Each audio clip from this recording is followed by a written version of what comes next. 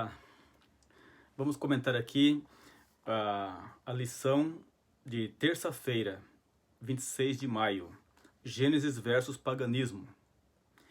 Mas para entendermos melhor, vamos aqui para a semana da criação. Então, Gênesis diz assim, no princípio criou Deus os céus e a terra, capítulo 1, verso 1. Bereshit bara Elohim et hashamayim ve'et haaretz. Então, no princípio criou Deus os céus e a terra. Interessante. Então, Deus é antes de todas as coisas. E a palavra criar, que aparece aqui para Deus, é bará. E essa palavra aparece somente para a criação de Deus. E o sentido é que ele criou tudo a partir do nada, né? Sem matéria pré-existente, pelo poder da sua palavra. E aí diz assim, olha no verso 2. A terra era sem forma e vazia, havia trevas sobre a face do abismo, e o Espírito de Deus pairava sobre a face das águas. E disse Deus, haja luz, e houve luz. Viu Deus que a luz era boa, e fez separação entre a luz e as trevas. E chamou Deus à luz dia, e às trevas noite. Houve tarde e manhã, o primeiro dia. Então Deus começou a criar, não é? E aqui criou a luz e fez separação entre a luz e as trevas. E foi tarde e manhã o primeiro dia. E todos os dias foram criados de tarde e manhã, tarde e manhã, tarde e manhã. Tarde é a parte escura, a partir do pôr do sol. E manhã a parte clara. Então o dia criado por Deus vai de um pôr do sol até o outro pôr do sol. Nós aprendemos na escola que vai de meia-noite a meia-noite, né? Mas nada começa no meio. Tudo começa no começo. Então o dia não começa no meio da noite, mas no começo da noite, ao pôr do sol. Agora veja que Deus foi criando. E depois ele cria mais uma parte do mundo, no versículo 8, diz assim, chamou Deus ao firmamento, céu, e houve tarde e manhã, o segundo dia. Aí ele continua criando, e chegamos no verso 13. E houve tarde e manhã, o terceiro dia. Aí ele continua criando, e chegamos agora no versículo 19. E houve tarde e manhã, o quarto dia. Aí ele continua criando, e chegamos no verso 23. Houve tarde e manhã, o quinto dia. Aí ele continua criando, e chegamos agora no versículo 31. Viu Deus tudo quanto tinha feito, e que era muito bom. E houve tarde e manhã, o sexto dia. Agora capítulo 2, verso 1 na sequência. Assim os céus e a terra e todo o seu exército foram acabados. Então, segundo o relato bíblico, Deus criou o mundo todo, Deus criou todas as coisas em 6 dias. Só que a semana não tem 6 dias, a semana tem 7 dias.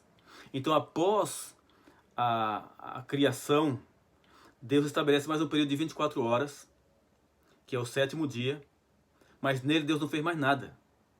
Ele fez 3 coisas. O que ele fez? Diz assim, olha, e abençoou, Gênesis 2, versículo 3, e abençoou Deus o 7º dia, e o santificou, porque nele descansou de toda a obra de criação que fizera. Então note que Deus criou o mundo em 6 dias. No 7º dia ele não criou mais nada. Ele estabeleceu como memorial do Criador. Memorial vem de memória e serve para lembrar. Então Deus estabeleceu o 7º dia como dia santo para lembrar todo mundo, em todo tempo, em qualquer lugar, que ele existe. E que ele é o Criador dos céus e da terra, o doador da vida e o que mantém a vida. De modo que se todo mundo entendesse isso e aceitasse isso, não existiria na terra idólatras, nem ateus e muito menos incrédulos. Todos estariam voltados para o Criador e adorariam ao Criador. Mas ao longo dos séculos, o diabo trabalhou fortemente com organizações políticas e religiosas para abafar essa verdade, tirar isso da cabeça do povo, para então pregar que Deus não existe. Então isso não é novo, é antigo, e a lição vem comentando sobre isso. Mas eu queria chamar a atenção para um detalhe aqui. O detalhe importante aqui, que aparece aqui na lição de terça-feira, é a questão do quarto dia, quando Deus estabelece os luzeiros, maior e menor, e também a criação do homem. Então, aqui, trazendo primeiro aqui, a criação do homem foi no sexto dia. O ser humano foi criado no sexto dia da criação. Veja capítulo 1, verso 26. Aqui já está dentro do sexto dia. E aqui mostra que o homem foi o último a ser criado. E como foi criado aqui, ó. Então disse Deus, façamos o homem à nossa imagem, conforme a nossa semelhança. Domine ele sobre os peixes do mar, sobre as aves do céu, sobre os animais domésticos, sobre toda a terra e sobre todos os répteis que se arrastam pela terra. Então, no final do sexto dia, o último a ser criado foi o homem. E aqui diz que o homem foi criado imagem e semelhança de Deus. Interessante, né? E essa imagem e semelhança no texto hebraico mostra que foi criado imagem e semelhança no aspecto físico e espiritual. O homem foi criado perfeito como Deus é perfeito, santo como Deus é santo e puro como Deus é puro. Imagem e semelhança de Deus. Quando foi criado não tinha natureza pecaminosa. E aqui mostra também o propósito pelo qual Deus criou o homem. E por que Deus criou o homem por último. Você vê aqui, tem ele domínio sobre os peixes do mar, sobre as aves do céu, sobre os animais domésticos, sobre toda a terra e sobre todos os répteis que se arrastam pela terra. Então o homem foi criado para ser mordomo de Deus, para cuidar de tudo que Deus havia criado. E essa palavra homem aqui usa a palavra Adam.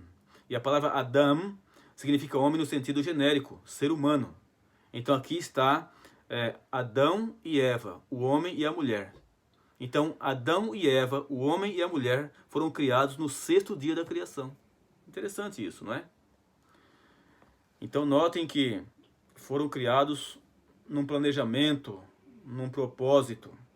Agora, no capítulo 2, né, então depois do relato da semana da criação, explica em detalhes como foi que Deus criou o homem. E também como foi que ele criou a mulher. Mas isso não significa que eles foram criados fora da semana da criação. Pelo contrário, foram criados aqui dentro da semana da criação, como acabamos de ler, no capítulo 1, verso 26. Mas no capítulo 2, verso 7, e depois do versículo 18 ao 24, mostra em detalhes como foi que Deus criou o homem. E vamos abordar isso aqui melhor já já. Mas eu queria aqui entrar aqui na parte de terça-feira, especificamente, porque nós vimos aqui na parte de segunda-feira, falando sobre os relatos pagãos, né? Sobre a epopeia de Atrahasis. E essa questão do paganismo é antiga. O que é um pagão? Pagão é a pessoa que adora a criatura em lugar do Criador. Então toda pessoa que adora a criatura em lugar do Criador é um pagão. Há uma corrente de pensamento que diz que um bebezinho que não foi batizado é pagão. Isso não é verdade. Isso é uma estupidez. Porque um bebezinho não adora nada. E pagão, repito, é aquele que adora a criatura em lugar do Criador. Então se eu adorar uma planta, eu sou um pagão. Se eu adorar um pássaro, eu sou um pagão. Se eu adorar o sol, a lua, as estrelas, eu sou um pagão. Então isso é um pagão. Então aqui vem falando sobre Gênesis versus paganismo, na parte de terça-feira. E com essa base que nós tivemos agora, vamos avançar. Então, longe de depender de antigos mitos pagãos da criação, o livro de Gênesis foi escrito de um modo que refuta esses mitos, fazendo com que Deus, como Criador, distancie-se deles. Então veja, Deus é antes de todas as coisas. A partir dele passou a originar todas as coisas pelo poder de sua palavra. Agora, na pergunta 4, diz assim, ó, leia Gênesis 1, de 14 a 19, como foram descritas as entidades que aparecem no quarto dia e quais são as suas funções. Então nós vamos ler aqui, ou reler, né, o Gênesis 1, verso 14 em diante. Diz assim, ó, e disse Deus, haja luminares no firmamento do céu, para fazerem separação entre o dia e a noite, e sejam eles para sinais e para estações, e para dias e anos, e sirvam de luminares no firmamento do céu, para iluminar a terra. E assim foi. Verso 16. Fez Deus os dois grandes luminares, o luminar maior para governar o dia, e o luminar menor para governar a noite. Fez também as estrelas. É interessante que no original hebraico não existe a palavra fez aqui. Essa palavrinha está acrescentada. Então fica assim, ó. Fez Deus os dois grandes luminares, o luminar maior para governar o dia e o luminar menor para governar a noite, também as estrelas. Verso 17. Deus os pôs no firmamento do céu, para iluminar a terra, para governar o dia e a noite, e para fazer separação entre a luz e as trevas. E viu Deus que isso era bom. Então agora vamos entender um pouco sobre isso, porque aqui não aparece a palavra sol e lua. Você percebe aí que aparece luminar maior e luminar menor, mas não chama de sol e lua. Por quê? Os termos sol e lua foram certamente evitados no relato, porque seus nomes em hebraico eram os nomes ou estavam intimamente relacionados aos nomes dos deuses do sol e da lua, do antigo Oriente Próximo e do Egito. Então note que era atribuído o sol e a lua aos deuses. O uso dos termos luzeiro maior e luzeiro menor mostra que eles foram criados para funções específicas, para sinais, né, para estações, para dias e anos, e para alumiar a terra. Ou seja, o texto mostra muito claramente que o sol e a lua não eram deuses, mas objetos criados com funções naturais específicas da maneira como os entendemos hoje. Ou seja, estavam no planejamento, foram criados para o bom funcionamento de uma organização planejada por Deus.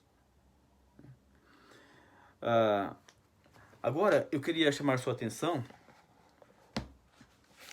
aqui para um comentário especial sobre os luzeiros. A palavra luzeiros, meorot, no hebraico, não é a mesma que luz, or, dos versos 3 e 4. Então você percebe que lá em Gênesis 1, verso 3 e 4, Deus disse, haja luz, e houve luz. E viu Deus que a luz era boa. Então ali aparece a palavra or. Mas aqui no verso 14, a palavra que aparece para luzeiros é meorot. Significa fontes de luz, portadores de luz, luminares. A expressão que os descreve como estando localizados no firmamento ou na expansão dos céus é usada porque é lá que os habitantes da terra os veem. Então, para uma visão. Veja, agora, para fazerem separação entre o dia e a noite, a fim de regularem e continuarem daquele momento em diante a diferenciação entre a luz e as trevas. Uma diferenciação que já existia desde que Deus ordenara a existência da luz no primeiro dia. Então note que a luz já existia, a luz do sol, mas foi estabelecida como luzeiro no quarto dia. Foi colocado ali no firmamento para governar o dia e a noite e as estações. Diz para servirem também de sinais. Isso é interessante notar, porque esses corpos celestes assinalaram atos especiais do favor ou do desfavor de Deus, como nos tempos de Josué, Ezequias e no dia da crucifixão, quando também o sol negou a sua luz. Estrelas cadentes serviram como um dos sinais da segunda vinda de Cristo, como diz em Mateus 24, verso 29. Alguns têm pensado equivocadamente que os corpos celestes têm também o propósito de determinar o destino individual das pessoas. Ou seja, os astrólogos têm recorrido ao verso 14, ao Gênesis 1, verso 14, para justificar sua prática. Os astrólogos, são as pessoas que querem falar o que está acontecendo e o futuro através dos astros. Veja, contudo, a Bíblia condena tão vigorosamente qualquer forma de adivinhação e leitura da sorte que deve ser enfaticamente rechaçada a ideia de que Deus designou o sol e a lua e as estrelas para servirem de guia aos astrólogos na predição do destino e dos negócios humanos. Então, a Bíblia rechaça completamente essa ideia, né, de que foi estabelecido para sinais, para guiar a vida do ser humano. Não, não é isso. Veja, Jeremias, o profeta, advertiu os hebreus a que não tivessem receio dos sinais do sol, diante dos quais os pagãos totalmente tremiam de terror. Né? Jeremias 10, verso 2. Isaías ridicularizou ironicamente os astrólogos, os que fitam os astros e os adivinhos, em cujo conselho é tolice e impiedade confiar. Isaías 47, verso 13 e 14. Então Isaías ali também reprova, ridiculariza completamente os astrólogos, né, as pessoas que buscam a orientação através dos astros para a sua vida. Embora a superstição de ler o destino nas estrelas nunca tenha criado raízes entre os antigos israelitas, em geral, eles não tiveram suficiente força moral para resistir ao exemplo do culto aos astros praticado por seus vizinhos pagãos. Então, o povo de Israel, em alguns momentos, se compactuou com os deuses pagãos, né? E praticaram também o paganismo que aborreceu ao Criador. Então, note que Deus reprova essa ação dos astrólogos, né? Usando o texto de Gênesis 1, 14, para apoiar suas ideias na astrologia. E quando fala para estações, as festas anuais e outros períodos definidos seriam regulados pelo movimento dos corpos celestes. Além disso, esses corpos têm uma definida influência periódica sobre a agricultura, a navegação e outras ocupações humanas, bem como sobre o curso da vida animal e vegetal, como no caso, por exemplo, da época de acasalamento dos animais e da migração dos pássaros. Então, para estações. Agora, para dias e anos. Os dias e os anos são fixados pelo movimento da Terra em relação ao Sol, o qual, em conjunção com o movimento da Lua, tem proporcionado em todas as épocas a base para os calendários lunar, solar ou uma combinação de ambos.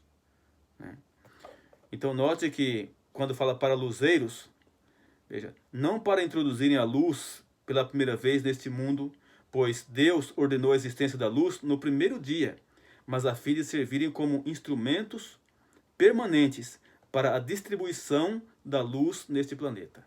Então, no quarto dia foi estabelecido lá, né, foi colocado como luzeiros para governar o dia e a noite. Veja. E fez também as estrelas. E essa palavrinha fez não aparece no original hebraico. Então aí faz uma menção às estrelas, né? Muito bem. Então, com esse entendimento, nós percebemos claramente que a ideia do paganismo no passado e hoje, né, é rechaçada pelo relato bíblico, né, do estabelecimento do Sol e da Lua. Na pergunta número 5, diz assim, leia Gênesis 2, verso 7 e 18 a 24, e verso 18 a 24. Como Deus se envolveu profundamente na criação de Adão e Eva. Então aqui no capítulo 2, versículo 7, explica como foi que Deus criou lá no sexto dia o homem. E diz assim, olha, formou o Senhor Deus ao homem do pó da terra, e soprou-lhe nas narinas o fôlego da vida, e o homem tornou-se alma vivente. Então aqui fala que Deus criou o homem do pó da terra. E é interessante que a própria ciência convencional, que não crê que Deus existe, também concorda que de que alguma forma o homem veio do pó da terra. Por quê? Porque no corpo humano tem os componentes que tem na terra, né? Cálcio, fósforo, manganês, potássio, água, ferro. Veja, os elementos principais que compõem o corpo humano são oxigênio, carbono, hidrogênio e nitrogênio. Veja. Então, muitos outros existem em proporções menores. Então, quão verdadeiro é o fato de que o homem foi feito do pó da terra e também que ele voltará à terra de que foi formado. Então, aí está. Deus criou o homem do pó da terra. E aí soprou nas narinas o fôlego da vida. Aí quando se juntou o corpo com o fôlego, aí formou um ser vivente, uma alma vivente. Assim Deus criou o homem. Então aqui está explicando como foi que ele criou lá no sexto dia. Então aqui não é um relato posterior, como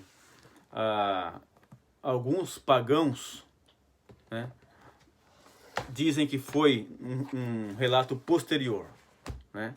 Veja, os antigos mitos do antigo Oriente Próximo descrevem unanimemente a criação do homem como algo que não estava nos planos originais, resultante de uma tentativa de aliviar os deuses do trabalho pesado.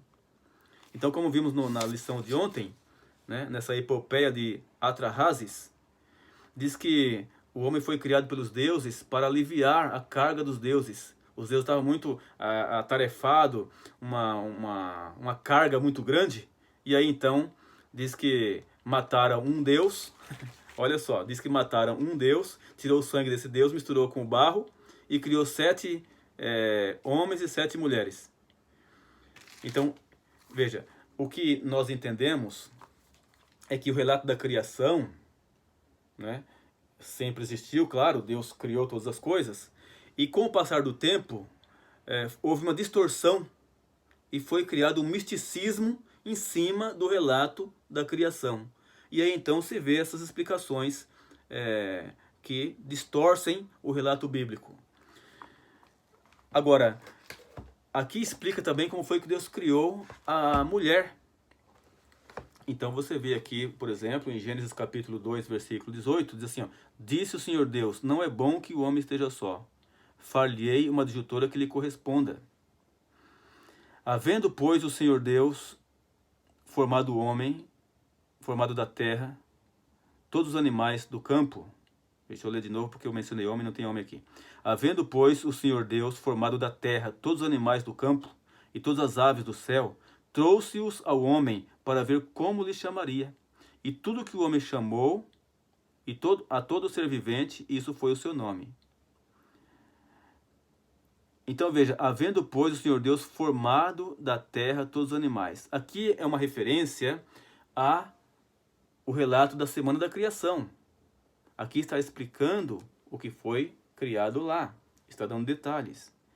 Aí explica aqui, ó, que não havia uma igual para o homem, um outro ser humano. E então, Adão, quando foi dando nome aos animais, percebeu macho e fêmea, e não percebeu que tinha uma correspondente, uma igual. E então foi nesse momento que Deus vem e cria a mulher. Então ele dá um sono pesado em Adão, e aí diz que de uma das suas costelas tira uma das suas costelas, e aí cria a mulher, né, a Eva. E no versículo 24, 2 verso 24, diz assim, ó, portanto deixará o homem a seu pai e a sua mãe, unir-se-á a sua mulher, e serão os dois uma só carne. Então aqui está explicando como foi que ele criou o casamento. Mas isso aqui já está no relato lá da criação, no sexto dia. Voltemos para lá, capítulo 1, verso 26. Então disse Deus, façamos o homem à nossa imagem, conforme a nossa semelhança. Domine ele sobre os peixes do mar, sobre as aves do céu, sobre os animais domésticos, sobre toda a terra, e sobre todos os répteis que se arrastam pela terra. Veja o verso 27. Assim Deus criou o homem, à sua imagem, a imagem de Deus o criou, macho e fêmea os criou. Aqui está, macho e fêmea. Então, Adão e Eva, macho e fêmea, foram criados no sexto dia da criação. E não só isso, a família, né? Deus deu capacidade de reprodução. Veja o verso 28. Deus os abençoou e lhes disse, frutificai e multiplicai-vos, enchei a terra e sujeitai-a. Então note aqui que aqui está apenas explicando no capítulo 2, verso 18 em diante, como foi que ele criou a mulher, né? O casal e também o casamento. Deixa o homem pai e mãe, unir-se à sua mulher e os dois se tornam uma só carne agora. Uma nova instituição, uma nova realidade. Então o que nós percebemos aqui? Percebemos que Gênesis apresenta um corretivo contra os mitos antigos. Moisés usou certos termos e ideias incompatíveis com os conceitos pagãos, simplesmente expressando a compreensão bíblica da realidade e da função e propósito de Deus na criação.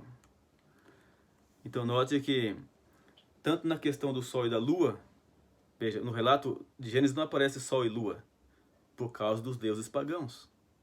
Mas aparece luzeiro maior e luzeiro menor. E aqui, sobre a criação do homem, também a Bíblia desmistifica todo o paganismo. Então veja, assim como no passado havia um conflito tremendo entre a criação e o paganismo, a existência de Deus, do Criador, e a não existência de Deus como Criador, hoje não é diferente. O que percebemos hoje? Hoje percebemos que grandes homens, cientistas famosos, professores de faculdades, de universidades, estão pregando pelos cotovelos que Deus não existe. Diz Deus que Deus nada, Deus não existe. Tudo que existe se formou por uma explosão cósmica chamada Big Bang. Bum! E tudo apareceu. Aí você para e pensa um pouquinho assim, né? Eu nunca vi uma explosão causar ordem. Tudo que você explode causa uma tremenda desordem. Mas veja, esses grandes homens explicam que no passado houve uma explosão cósmica e tudo apareceu e funciona bem e em ordem. Então não há combinação.